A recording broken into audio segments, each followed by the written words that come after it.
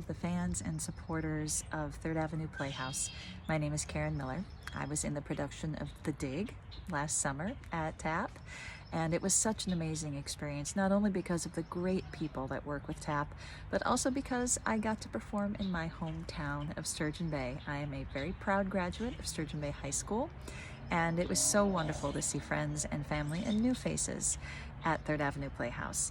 The great thing about TAP is that it does provide a place of community and a place to gather and watch art together in Sturgeon Bay.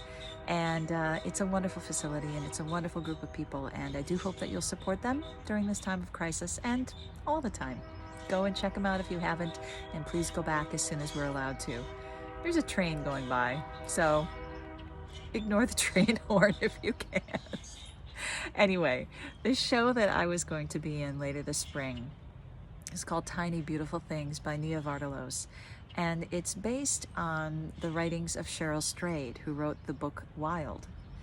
And she was an advice columnist. There was an online advice column called Dear Sugar that she was writing during the time that she was also trying to finish the book Wild. And I'm very sad that this show won't be happening this spring because it's just such a lovely piece, and I was so looking forward to sharing it with you all. But in the place of doing that show, as I was researching for the show, I did a lot of preparation already for the show, so I'm ready for when we do it. I read this book, Tiny Beautiful Things, Advice on Love and Life from Dear Sugar, and there's a lot of letters in here that didn't make it into the show. And I wanted to read just a little selection from this, and hopefully it will make you want to see the show, in the hopes that someday we'll be doing it. The title of this one is Put It in a Box and Wait. The letter that was written is, you give a lot of advice about what to do. Do you have any advice about what not to do? And this is what Cheryl Strayed wrote. Don't do what you know on a gut level to be the wrong thing to do. Don't stay when you know you should go, or go when you know you should stay. Don't fight when you should hold steady, or hold steady when you should fight. Don't focus on the short-term fun instead of the long-term fallout. Don't surrender all your joy for an idea you used to have about yourself that isn't true anymore. Don't seek joy at all costs.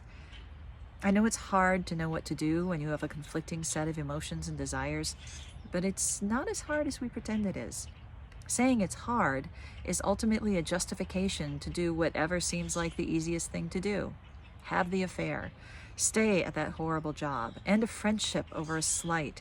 Keep loving someone who treats you terribly. I don't think there's a single dumb thing I've done in my adult life that I didn't know was a dumb thing to do while I was doing it. Even when I justified it to myself, as I did every damn time, the truest part of me knew I was doing the wrong thing. Always.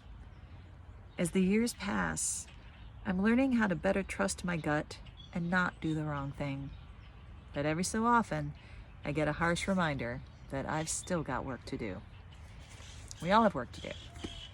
But I think right now is a time to do the work on being kind and accepting and forgiving of each other and of ourselves.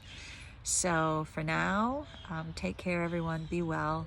Do what you need to stay safe and stay healthy. And I hope to see y'all sometime in the future. Bye.